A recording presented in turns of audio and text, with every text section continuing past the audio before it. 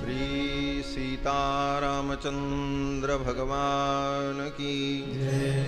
श्री जगन्नाथ भगवान की जय। श्री हनुमान जी महाराज की जय। सब संतन की जय। सब भक्तन की जय। सत्य सनातन वैदिक धर्म की जय। अखंड भारत वर्ष की जय। श्री वाल्मीकि भगवान की जय। श्री वेदव्यास भगवान की जय। श्री गोस्वामी तुलसीदास जी महाराज की जय। श्री भाष्यकार रामानुस्वामी जी महाराज की जय। जय जय सीताराम।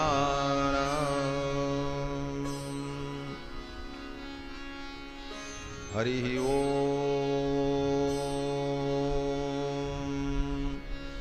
तच्छंजोरावृणीमहे गातुं यज्ञाय गातुं यज्ञपतये दैवी स्वस्तिरस्तु नः स्वस्तिर्मानुषेभ्यः ऊर्ध्वं जिगातु भेषजं शन्नो अस्तु द्विपदे सं चतुष्पदे सदसस्पतिमद्भुतं प्रियेमिन्द्रस्य काम्यं शनिं मेधामयाशिषं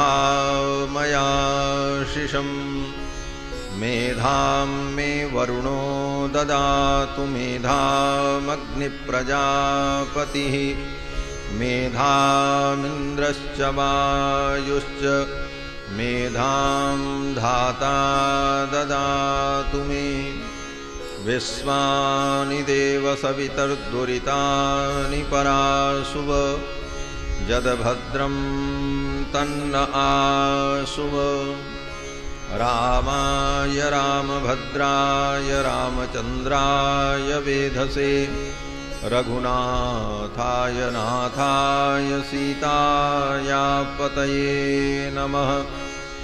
रामं रामानुजं सीतां भरतं भरतानुजं सुग्रीवं वायुसूनुं च प्रणमामि पुनः पुनः। नमोऽस्तु रामाय सलक्ष्मणाय देव्यै ततस्यै जनकात्मजायै नमोऽस्तु रुद्रेन्द्रयमानिलेभ्यो नमोऽस्तु चन्द्रार्कमरुद्गणेभ्यः। चरितं रघुनाथस्य शतकोटिप्रविस्तरम् एकैकमक्षरं प्रोक्तं महापातकनाशनं कूजन्तं राम रामेति मधुरं मधुराक्षरम् आरुह्य कविता शाखां वन्दे वाल्मीकिकोकिलं यः पिबन् सततं रामचरितामृतसागरम् अतृप्तस्तं मुनिं वन्दे प्राचेतसमकल्मषं गोष्पदीकृतवारीशं मसकीकृतराक्षसं रामायणमहामालारत्नं वन्दे नीलात्मजम् अञ्जनानन्दनं वीरं जानकी शोकनाशनं कपीशमक्षहन्तारं वन्दे लङ्काभयङ्करम् वैदेही सहितं सुरद्रुमतले हैमे महामण्डपे मध्ये पुष्पकमासने मणिमये वीरासने सुस्थितम् अग्रे वाचयति प्रभञ्जनसुते तत्त्वं मुनिभ्यः परम् व्याख्यान्तं भरतादिभिः परिवृतं रामं भजे श्यामलम् आपदामपहर्तारं दातारं सर्वसम्पदां लोकाभिरामं श्रीरामं भूयो भूयो नमाम्यहम्। ऋग्यजुस्सामरूपाय वेदाहरणकर्मणि प्रणवोद्गीतवपुषे महास्वशिरसे नमः। लक्ष्मीनाथसमारम्भां नाथयामुनमध्यमाम् अस्मदाचार्यपर्यन्तां वन्दे गुरुपरम्पराम्। शाण्डिल्याह्वयवंशवारिदविधुं श्रीकोसलेशार्चकं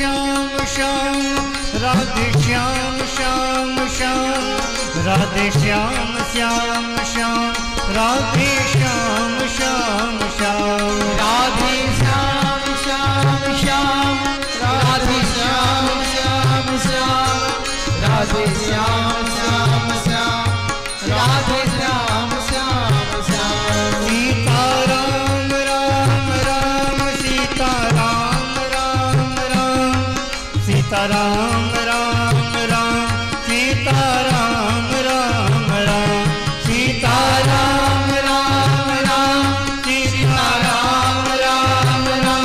सीता राम राम राम सीता राम राम राम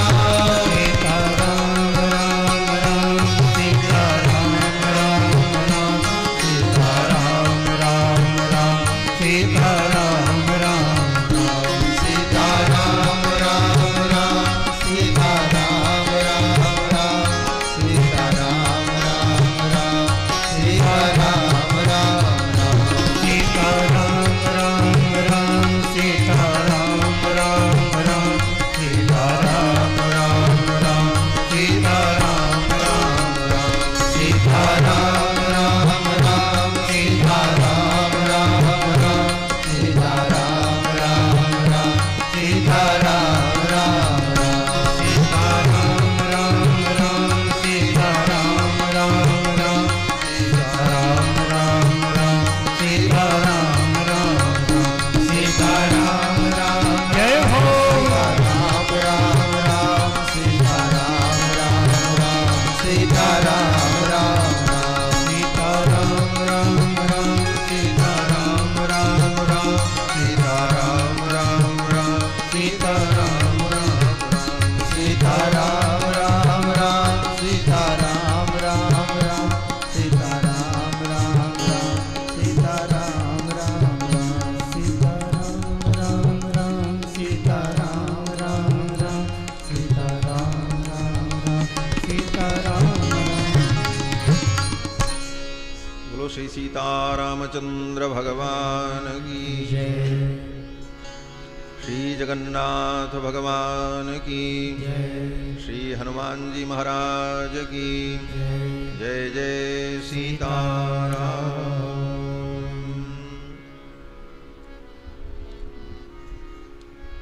परमाध्यक्ष अनंत कोटि ब्रह्मांड नायक सर्वेश्वरेश्वर पुराण पुरुषोत्तम जानकी जानी धनुष्पाणी रघुनंदन श्री सीतारामचंद्र जी एवं इस कथा के मुख्य यजमान श्री गोविंद बाबू हैदराबाद एवं दूर दूर से आए हुए समस्त श्रद्धालु श्रोता बंधुओं, धर्मानुरागी सज्जनों, श्रद्धामयी माताओं, भगवान की मंगलमयी कृपा के फलस्वरूप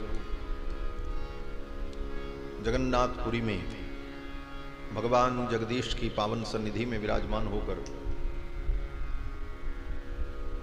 आदि काव्य श्रीमद् वाल्मीकि रामायण के माध्यम से भगवान श्री राम के पावन चरित्र का हम सभी लोग अपनी गति और मति के अनुकूल श्रवण लाभ प्राप्त कर रहे हैं।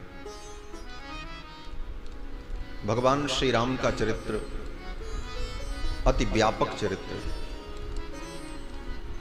भगवान के और भी चरित्र हैं, अन्य अवतारों के भी चरित्र हैं, लेकिन जितना विस्तृत और व्यापक चरित्र भगवान श्री राम का है उतना किसी भी अवतार में भगवान का व्यापक विस्तृत चरित्र नहीं हुआ। बाकी अवतार, कृष्णावतार 125 वर्ष के लिए था, नरसिम्हावतार भगवान खंभे से प्रकट हुए, हिरण्यकश्यपु का वक्षस्थल विदीर्ण किया, अंतर्हित हो गए। कूर्म नारायण भगवान समुद्र मंथन के प्रसंग में मंदराचल पर्वत को धारण करने के लिए समुद्र के अंदर ही प्रकट हुए क्षीर सागर में, और समुद्र मंथन के उपरांत भगवान की वो लीला पूर्ण हो गई। इस प्रकार से भगवान के जितने अवतार हैं उन सभी अवतारों में इतना विस्तृत चरित्र किसी अवतार का नहीं। 11,000 वर्ष तक तो भगवान ने अयोध्या की पावन भूमि में विराजमान होकर प्रजा का पालन किया।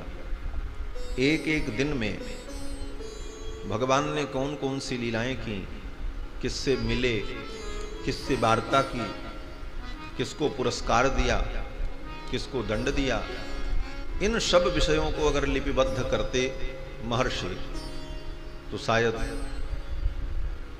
100 करोड़ रामायण तैयार हो जाते। जो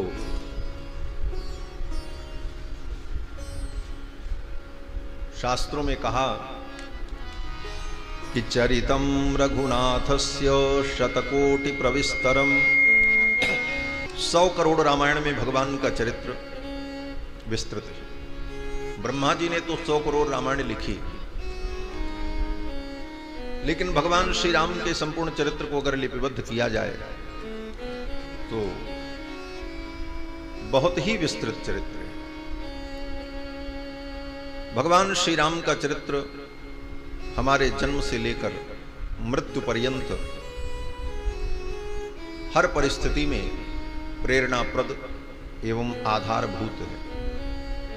आज भी किसी के घर में बालक का जन्म होता है तो राम जी के जन्म के ही गीत गाए जाते हैं। किसी का विवाह हो तो राम जी के ही विवाह का गीत गाया जाता है। बड़ी से बड़ी विषम परिस्थिति आ जाए तो दुख में व्याकुल होकर व्यक्ति राम का ही नाम लेता है, यही कहता है अरे राम रे राम, ऐसा हो गया। बहुत ही कष्ट में व्यक्ति के मुख से राम नाम ही निकलता है, और जब जीवन लीला समाप्त हो जाती है तब भी लोग यही कहते हैं राम नाम सत्य है। तो जन्म से लेकर मृत्यु पर्यंत भगवान श्री राम का चरित्र हमारे जीवन में ओतप्रोत है, और भगवान श्री राम का ही चरित्र अनुकरणीय है, और भगवान श्री राम का उपदेश भी ग्राह्य है। भगवान के सभी अवतारों में 24 अवतार प्रमुख हैं, और उन 24 अवतारों में 10 अवतार प्रमुख हैं। मत्स्य, कच्छ, वराह, नरसिंह, वामन, परशुराम, राम, कृष्ण, कल। और उन 10 अवतारों में भी 2 अवतार प्रमुख हैं, श्री रामावतार और श्री कृष्णावतार। अब इन दोनों अवतारों में भगवान का चरित्र और भगवान का उपदेश कितने अंश तक ग्राह्य है, इस विषय में आचार्यों ने जब विचार किया तो मथितार्थ ये निकला कि भगवान श्री राम का संपूर्ण चरित्र अनुकरणीय है और राम जी का उपदेश भी ग्राह्य है। लेकिन कृष्णावतार में कहते हैं, कृष्णावतार में भगवान श्री कृष्ण का उपदेश तो ग्राह्य है लेकिन उनका चरित्र ग्राह्य नहीं। सुखदेव जी ने स्वयं कहा, श्रीमद् भागवत महापुराण में रास लीला का वर्णन करने के बाद जब राजा परीक्षित के मन में संदेह उत्पन्न हुआ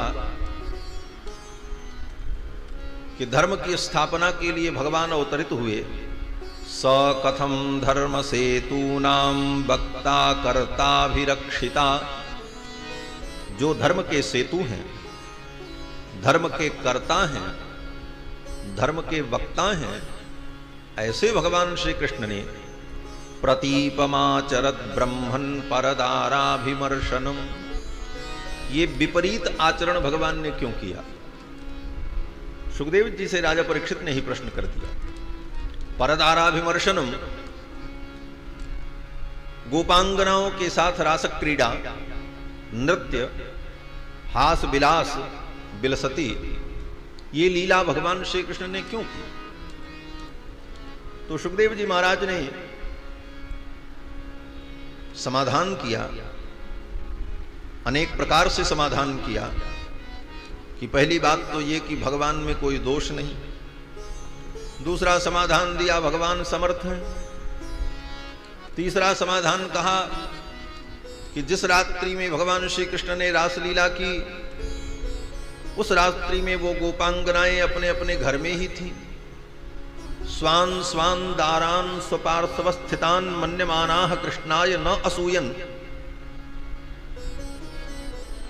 उन गोपों ने अपनी अपनी दाराओं को, अपनी पत्नी को अपने घर में देखा, इसलिए किसी ने कृष्ण की असूया नहीं की, निंदा नहीं की। एतावता कृष्ण के ऊपर आक्षेप नहीं किया जा सकता। ये तार्किक समाधान सुखदेव जी ने राजा परीक्षित को दिया। लेकिन इतना सब कुछ कहने के बाद अंत में सुखदेव जी को यही कहना पड़ा कि ईश्वराणाम वचः सत्यम तथैवाचरितम क्वचित। ऐसे भगवान श्री कृष्ण का चरित्र कहीं कहीं अनुकरणीय है। ईश्वराणाम वचः सत्यम, उनकी वाणी तो प्रामाणिक है। गीता में उन्होंने जो कहा वो ग्राह्य है, उन्होंने जो उपदेश किया वो ग्राह्य है। लेकिन उनका आचरण, बोले आचरितम क्वचित, क्वचित कोई कोई आचरण उनका ग्राह्य है, बाकी अनुकरणीय नहीं।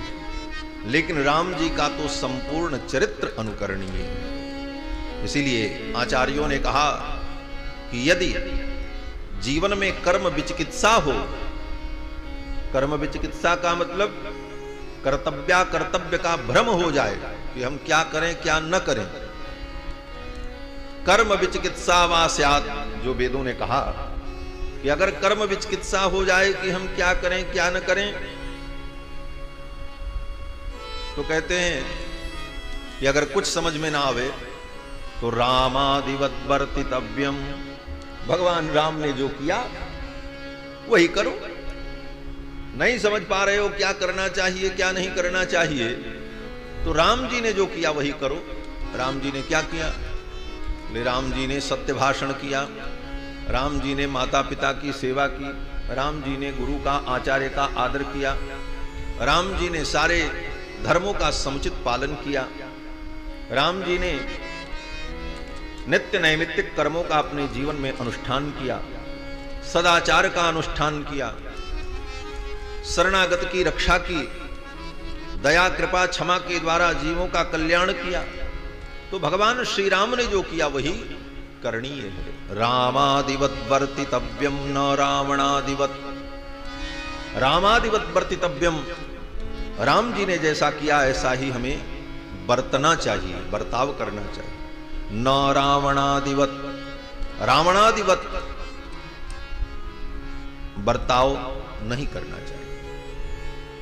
भगवान श्री राम के चरणों में प्रणति निवेदन करते हुए श्री वेदव्यास जी महाराज कहते हैं कि श्री राम शरणम समस्त जगताम रामं विना का गति, रामेण प्रतिहन्यते कलिमलं रामाय कार्यं नमः। रामात्रस्यति काल भीम भुजगो रामस्य सर्वं वसे, रामे भक्तिरखंडिता भवतु मे रामत्वमेवाश्रयः। इस श्लोक में वेदव्यास जी ने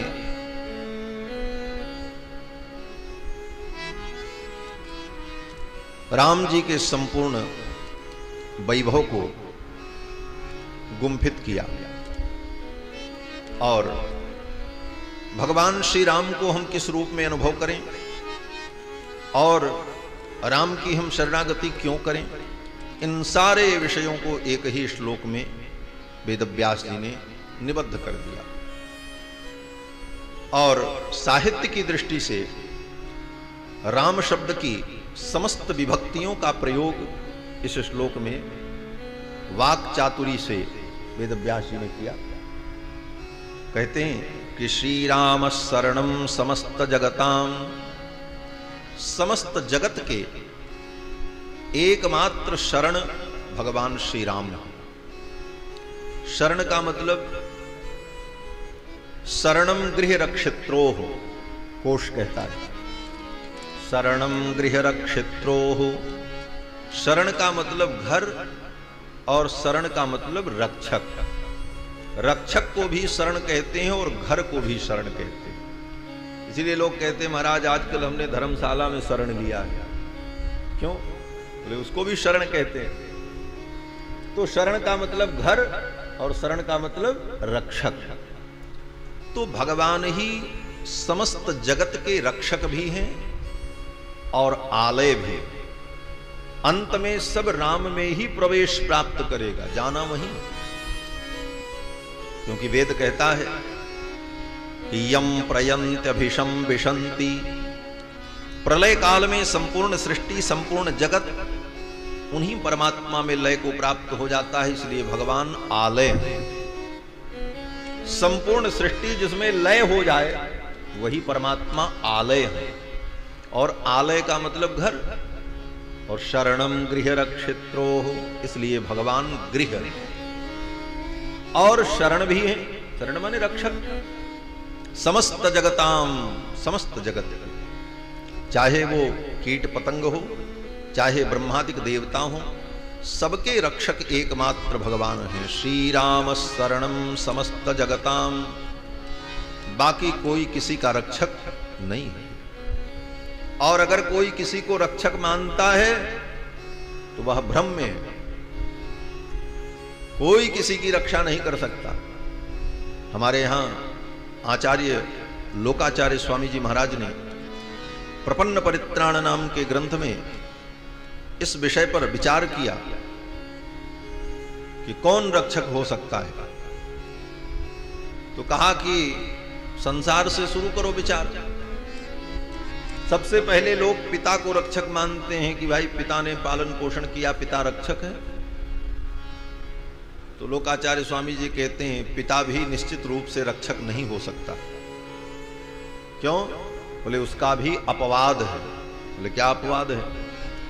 बोले एक पिता हिरण्यकश्यपु भी था जिसने अपने पुत्र प्रहलाद को मारने के लिए कोई उपाय बाकी नहीं रखा। तो कैसे कह सकते हो कि पिता निश्चित रूप से रक्षक? बोले मां रक्षक होगी। बोले मां भी रक्षक नहीं हो सकती, इसका भी अपवाद है। एक मां द्रौपदी भी थी जिसने अपनी, एक मां कुंती भी थी जो कि अपनी लोक लज्जा के लिए अपने नवजात शिशु कर्ण को ले जाकर के नदी के तट पे छोड़ दिया। उसको कुत्ता खा जाएगा कि गिद्ध खा जाएगा कि श्रृगाल उसे खा जाएंगे, इसकी चिंता नहीं की। उन्हें अपनी लोक लज्जा की चिंता। आज भी संसार में देखा जाता है ऐसी कितनी माताएं जो नाजायज संतान को जन्म देती हैं तो लोक लज्जा के भय से कचरेदान में फेंक करके चली आती। ये संसार में देखा जाता है। तो ऐसा नहीं कह सकते कि मां निश्चित रूप से रक्षक होगी। बोले भाई रक्षक होगा। बोले एक भाई रावण भी था जिसने अपने भाई विभीषण को लात मार करके निकाल दिया। एक भाई बाली भी था जिसने सुग्रीव का सर्वस्व हरण कर लिया। कैसे कहोगे कि भाई रक्षक है? बोले पुत्र रक्षक होगा। बोले पुत्र भी रक्षक नहीं हो सकता। इतिहास प्रमाण है कितने पुत्रों ने अपने बाप को मार करके राजगद्दी को प्राप्त कर लिया, राज सत्ता का भोग किया। कंस ने अपने बाप को ही कारागार में बंद कर दिया और स्वयं राजा बन गया। तो पुत्र भी रक्षक नहीं हो सकता। बोले तब? बोले देवता रक्षक हो सकते हैं। बोले जो देवता अपनी रक्षा नहीं कर सकते वो हमारी आपकी क्या रक्षा करें? जब देवताओं के ऊपर विपत्ति आती है तो वो अपनी रक्षा करने में असमर्थ होते हैं और वह भी भगवान की ही शरण में जाते हैं। देवता भी भगवान की शरण में जाकर के यही कहते हैं जय जय सुरनायक जन सुखदायक प्रणत पाल भगवंता गो द्विज हितकारी जय असुरारी सिंधु सुता प्रियतमिता। बोले महाराज देवता नहीं रक्षा कर सकते तो देवाधिदेव रक्षा करेंगे। देवाधिदेव कौन है? बोले महादेव है। बोले ठीक है वो महादेव है, लेकिन जब उनके ऊपर विपत्ति आई तो उनकी भी रक्षा भगवान ने ही की। बोले कब आई? बोले जब बृकासुर दैत्य ने तप किया और बृकासुर ने तप करके ये वरदान मांग लिया कि जिसके सिर पर मैं हाथ रखूं वो भस्म हो जाए। फिर तो भगवान शंकर को ही भस्म करने के लिए वो दौड़ पड़ा। गौरी हरण लालसा, उसने सोचा इनको भस्म कर दें और गौरी का मैं हरण कर लूं। इनकी पत्नी बड़ी सुंदर है, उसको मैं ले जाऊं और इनको भस्म कर दूं। भगवान शंकर को भागना पड़ा और भागते रहे। बृकासुर उनका पीछा करता रहा, कोई उपाय नहीं, कोई बुद्धि काम न करे। अंत में भगवान से प्रार्थना की, त्राहि माम। तो भगवान ही बटुक ब्रह्मचारी का वेश बना करके आ गए, रास्ते में खड़े हो गए। दैत्य तो, भगवान शंकर तो भागते आगे जा रहे हैं, दैत्य पीछे से आ रहा था बृकासुर। भगवान श्री हरि ने कहा, भाई दैत्यराज कहां जा रहे हो? बोले इनको भस्म करने जा रहे हैं। बोले क्या बिगाड़ा है इन्होंने? बोले बिगाड़ा तो कुछ नहीं है, लेकिन वरदान दिया है, इनके वरदान की परीक्षा कर लें कि इनके वरदान में शक्ति है कि नहीं। तो सर्वोपाय विधीश्वर, समस्त प्रकार के उपाय को जानने वाले भगवान श्री हरि ने कहा, अरे दैत्यराज क्या इनके चक्कर में पड़े हो? इनके वरदान में कोई दम नहीं है। अगर तुम्हें परीक्षा ही करनी है तो भागने की क्या जरूरत है, यही परीक्षा कर लो। बोले कैसे? बोले अपने ही सिर पे हाथ रख करके देख लो। दैत्य ने कहा कहीं हम भस्म हो गए तब? बोले सीधे मत रखना, धीरे धीरे रखो, अगर कुछ गर्मी पता चलेगी तो हाथ हटा लेना। दैत्य ने कहा हाँ ये बात तो ठीक। बस वो अपना हाथ धीरे धीरे रखने लगा। भगवान ने पूछा कुछ गर्मी लगी? दैत्य ने कहा नहीं। अरे बोले निश्चिंत होकर के हाथ रखो, कोई बात नहीं है, उनके वरदान में कोई शक्ति युक्ति नहीं है। ऐसा कहा भगवान ने। वो दैत्य धीरे धीरे अपने हाथ को सिर पर रखने के लिए नजदीक किया। बोले कुछ गर्मी लगी? बोले कुछ नहीं। बोले तुम रखो हाथ। फिर तो दैत्य ने ज्यों ही सिर पे हाथ रखा वो भस्म हो गया। वो कोई हीटर तो था नहीं कि धीरे धीरे गर्म होता, वो तो वरदान था। सिर पे हाथ रखते ही भस्म हो गया वो बृकासुर। तब भगवान शंकर को शांति मिली। हमारे आचार्य श्री यामुनाचार्य स्वामी जी महाराज कहते हैं कि दैत्या वेदापहार गुरुपातक दैत्य पीड़ा द्यापद विमोचन महिष्ट फल प्रदान। दैत्य पीड़ा, उस दैत्य के पीड़ा से भगवान शिव की भी रक्षा करने वाले श्री हरि ही। ब्रह्मा जी महाराज जो सृष्टि करता है, उनके चारों वेद को दैत्य चुरा ले गया। ब्रह्मा जी बैठ करके रो रहे थे, कोई बुद्धि काम नहीं कर रही। तब भगवान श्री हरि ने ही अवतार लेकर, हयग्रीव के रूप में अवतार लेकर उस दैत्य का वध किया और चारों वेद ला करके ब्रह्मा जी को दिया। वेदान युगान्ते तमसा तिरस्कृतान रसातलाद्यो नृतुरंग विग्रह प्रत्याददे वै कवये च याचते तस्मै नमस्ते विथताय इति। ऐसे भगवान ने ब्रह्मा जी का भी संरक्षण किया। तो सबके रक्षक एकमात्र भगवान हैं। श्री राम शरणम समस्त जगताम, समस्त जगत के एकमात्र शरण भगवान श्री राम हैं। इसीलिए विभीषण ने जब भगवान की शरणागति की तो यही कहा कि सर्वलोक शरण्याय राघवाय महात्मने, जो सर्वलोक शरण्य हैं ऐसे रघुनंदन की मैं शरणागति करता हूं।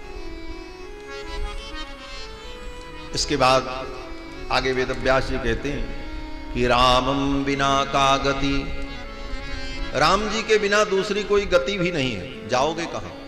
दूसरा कोई रक्षक मिलेगा भी नहीं। गति तो एकमात्र भगवान ही हैं। रामम बिना का गति, रामेण प्रतिहन्यते कलिमलम, और राम जी के द्वारा हमारे जीवन का जो कलिमल है, कलमश है, वो नष्ट हो जाता है।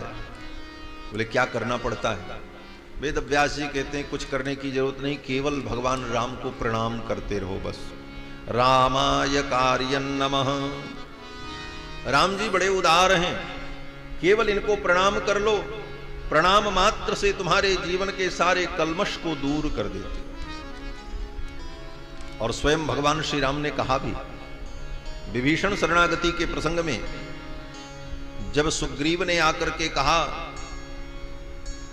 कि रावण का भाई विभीषण अर्धरात्रि में शरण में आया है, क्या उसे शरण में लिया जाए?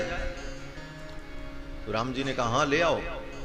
आनयैनम हरिश्रेष्ठम दत्तमस्याभयम मया।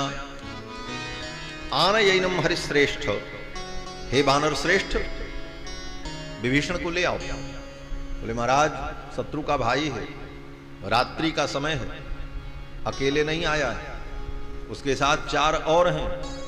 उत्पपात गदा पाणि चतुर्भिस्सह राक्षसैहि, 4 राक्षसों को साथ में लेकर के आया। तो राम जी ने कहा जाओ तुम ले आओ। बोले महाराज हो सकता है कि रावण ही मायावी है, विभीषण के वेश में आया हो। तो भगवान ने कहा तुम जाओ और ले आओ, अब दोबारा पूछने मत आना, जाओ और उसे ले आओ। यदिवा रावण स्वयं, अगर रावण ही आया हो तो उसे ले आने, कोई चिंता नहीं। बोले महाराज कोई अनिष्ट हो जाए तब? तो राम जी ने कहा, फिर तो राम जी ने सुग्रीव से कह दिया। बोले सुग्रीव, ये तुम्हारे इन बंदरों के भरोसे हमने रावण से शत्रुता ली है, क्या समझते हो? इन बानरों के भरोसे मैंने रावण से शत्रुता ली है। अरे सुग्रीव, पृथ्वी पर जितने राक्षस हैं, जितने यक्ष हैं, उन समस्त राक्षसों और यक्षों को अंगुल्यग्रेण ताम हन्यम इच्छन हरिगणेश्वर, यही राम जी ने कहा कि मैं संपूर्ण राक्षसों को पिशाचान दानवान क्रूरान पृथिव्याम चैव राक्षसान, जितने भी पिशाच राक्षस दानव हैं, अंगुल्यग्रेण ताम हन्यन इच्छन हरिगणेश्वर। भाई माइक ठीक करो। अंगुली के अग्रभाग से उन समस्त राक्षसों को, असुरों को नष्ट करने का सामर्थ्य मैं रखता हूं। आने दो, कोई बात नहीं। आनयैनम हरिश्रेष्ठ दत्तमस्याभयम मया, मैंने अभय दे दिया। और विभीषण जी जब आए तो भगवान ने यही कहा कि सकृदेव प्रपन्नाय तवास्मीति च याचते अभयम सर्वभूतेभ्यो ददाम मे तद्व्रतम मम। एक बार सकृद, सकृद माने एक बार, प्रपन्नाय, प्रपन्न होकर, तवास्मि इति याचते, भगवान कहते हैं एक बार प्रपन्न होकर मुझे प्रणाम करते हुए सच्चे मन से कोई कह दे हे प्रभु मैं आपका हूं, तो अभयम सर्वभूतेभ्यो ददाम मे तद्व्रतम मम, उसको संपूर्ण सृष्टि से मैं अभय कर देता हूं, उसको कहीं कोई भय नहीं होता। ये भगवान का विरुद्ध है, ये शरणागति है। शरणागति अमोघ है। बाकी सारे साधन फेल हो सकते हैं, ये फेल नहीं हो सकते।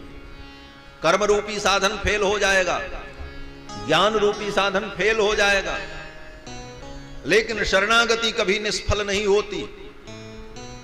इसीलिए आचार्यों ने शरणागति को अमोघ साधन माना है। और मैंने कई बार कहा कि रामायण भगवान श्री राम की पावन कथा शरणागति तत्व की ही व्याख्या है। पूरा वाल्मीकि रामायण काव्य शरणागति का ही विवेचन करने वाला ग्रंथ है। शरणागति अमोघ है। एक बार प्रपन्न होकर के जीव भगवान की शरण में आ जाए तो भगवान कहते अभयम सर्वभूतेभ्यो ददाम मे तद्व्रतम मम, मैं उसे समस्त भूतों से अभय कर देता हूं, ये मेरा व्रत है। इसीलिए भगवान रामानुजाचार्य ने समस्त शास्त्रों का सार, वेदों का सार, उपनिषद का जो सार है शरणागति, इस शरणागति को ही आत्मकल्याण का सर्वश्रेष्ठ साधन स्वीकार किया है। शरणागति अमोघ है, लेकिन शरणागति बड़ी पतिव्रता है। हाँ, शरणागति अमोघ है लेकिन पतिव्रता है। पतिव्रता का मतलब जैसे पतिव्रता स्त्री अपने पातिव्रत के प्रभाव से कुछ भी कर सकती है। इतिहास प्रमाण है, सावित्री ने अपने पति को यमराज से वापस ले लिया। कितनी पतिव्रता स्त्रियों ने अपने पातिव्रत से क्या क्या कर डाला, लेकिन वो शक्ति कब तक है? बोले जब तक एकमात्र पति के चरणों में अनुराग हो। पति को छोड़कर कहीं दूसरे जगह अगर उसने आश्रय लिया तो वह पातिव्रत उसका नष्ट। उसी प्रकार शरणागति इतनी पतिव्रता है, ये तो अमोघ है, सब कुछ कर सकती है, लेकिन शरणागत भक्त अगर भगवान को छोड़ करके किसी दूसरे का भरोसा किया तो शरणागति फिर कुछ नहीं करती, फिर शरणागति कुछ नहीं करती, शरणागति चली जाती। ये ब्रह्मास्त्र है, जैसे ब्रह्मास्त्र अमोघ होता है, ये उदाहरण दिया है हमारे आचार्यों ने। कथा तो आप सब जानते हो, राम कथा, लेकिन तत्व का बोध आवश्यक है। जीवनम नीरसम तत्वबोधम बिना, जीवन नीरस रह जाता है अगर जीवन में तत्वबोध न हो। जब हनुमान जी महाराज को मेघनाथ ने ब्रह्मास्त्र से बांधा तो लड़ते लड़ते मेघनाथ थक गया था, तो मेघनाथ ने सोचा थोड़ा आराम कर ले, तो मेघनाथ आराम करने लगा। हनुमान जी महाराज ब्रह्मास्त्र में बंधे थे, तो जितने राक्षस थे सबने सोचा कि ये बानर मूर्छित हुआ है, क्योंकि मंत्र के प्रभाव से बांधा था मेघनाथ ने, कोई बंधन दिखाई तो पड़ नहीं रहा था। मंत्र के प्रभाव से ब्रह्मास्त्र से हनुमान जी बंध गए थे और मूर्छित पड़े थे। मेघनाथ निश्चिंत होकर के विश्राम करने लगा, थोड़ा विश्राम कर लें, थक गए। तो जितने राक्षस थे उन्होंने सोचा कि ये बानर मूर्छित है और होश आएगा तो ये उठ करके फिर उत्पात मचाएगा, तो लाओ इसको बांध दे। अब वो सब राक्षस लोहे की श्रृंखला लेकर, लोहे की जंजीर लेकर के हनुमान जी को बांधने लगे, और ज्यों ज्यों जंजीर से बांधने लगे त्यों त्यों हनुमान जी महाराज धीरे धीरे उठने लगे, उनको चेतना आने लगी। जब चेतना आने लगी तब तक मेघनाथ की नींद खुली। मेघनाथ ने कहा, अरे क्या कर रहे हो? असुरों ने कहा, महाराज ये बानर कहीं होश में आ जाएगा तो फिर अनर्थ हो जाएगा, इसको हम बांध रहे हैं। बोले साहब हटाओ जंजीर, अगर कोई बंधन इसको बांधोगे तो जिस बंधन से हमने बांधा है वो बंधन इसे छोड़ करके चला जाए। ब्रह्मास्त्र दूसरे बंधन को स्वीकार नहीं करता है। ब्रह्मास्त्र से बंधे थे हनुमान जी और दूसरा बंधन बांधने लगे राक्षस, तो ब्रह्मास्त्र जाने लगा, हनुमान जी को चेतना आने लगी। इसलिए आचार्यों ने कहा कि जैसे ब्रह्मास्त्र दूसरे बंधन को सहन नहीं करता, उसी तरह शरणागति दूसरे बंधन को सहन नहीं करती। शरणागति में तो अनन्यता होनी चाहिए। गीता में भी भगवान कहते हैं कि अनन्याश्चिन्तयन्तो माम ये जना पर्युपासते तेषां नित्याभियुक्तानां योगक्षेमं वहाम्यहम्। अनन्य भाव से जो मेरी शरण में आता है, फिर दूसरे किसी का आश्रय न हो। मीरा जी क्या कहती हैं? मेरे तो गिरधर गोपाल, लेकिन इसके आगे वाली पंक्ति बड़ी महत्वपूर्ण है, मेरे तो गिरधर गोपाल दूसरो न कोई, फिर दूसरा कोई न हो। यही अनन्य शरणागति। ब्रह्मास्त्र जैसे दूसरे बंधन को सहन नहीं करता, उसी प्रकार शरणागति किसी दूसरे साधन को स्वीकार नहीं करती। हम भगवान की शरणागति तो कर लेते हैं, लेकिन अन्य देवताओं का जब आश्रय लेते हैं तो अन्य देवताओं का वो आश्रय ही भगवत आश्रय को ढीला कर देता है, कमजोर कर देता है। इसलिए एकमात्र भगवान का आश्रय लेना चाहिए। रामाय कार्यं नमः। वेद व्यास जी कहते हैं भगवान की शरणागति करके भगवत आश्रित हो जाओ और भगवान को प्रणाम करो। रामाय कार्यं नमः।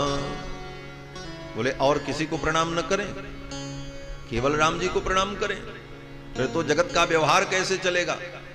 बोले प्रणाम सबको करो, लेकिन भावना बदल लो बस। बोले भावना क्या है? बोले सबको प्रणाम करो, लेकिन ध्यान ये रखो कि सबके अंदर राम जी ही बैठे हैं। सी राम मैं सब जग जानी, करहूं प्रणाम जोरी जुग पानी। प्रणाम सबको करो, लेकिन ये भावना हो कि सबके अंदर श्री सीतारामचंद्र जी विराजमान हैं। इस भाव से सबको प्रणाम करो। और अगर ये बात नहीं समझ में आई और सब धान 22 पसेरी वाला हिसाब लगाते रहे तो भगवान भी कुछ नहीं करते। संसार तंत्र वाहित्वात् रक्षापेक्षाम अपेक्षते। भगवान सब कुछ देखते रहते हैं फिर भी जीव की रक्षा नहीं करते जब तक उसके अंदर अनन्यता न हो। वेद व्यास जी कहते हैं रामात्रस्यति काल भीम भुजगो। अगर राम की शरण में तुम आ गए तो काल भी तुम्हारा स्पर्श नहीं कर सकता। क्यों? बोले रामस्य सर्वम वशे, संपूर्ण सृष्टि राम जी के ही बस में। रामे भक्ति अखंडिता भवतु में, ऐसे राम में हमारी अखंड भक्ति हो। रामत्वमेवाश्रय, हे प्रभो हे श्री राम आप ही मेरे आश्रय भूत हैं। ऐसी भावना जब हो जाए हमारे जीवन में, यही राम जी की अनन्य भक्ति है। यही भगवान के प्रति आत्मसमर्पण है जो भक्ति का चरमोत्कर्ष है, भक्ति की अंतिम सीढ़ी है।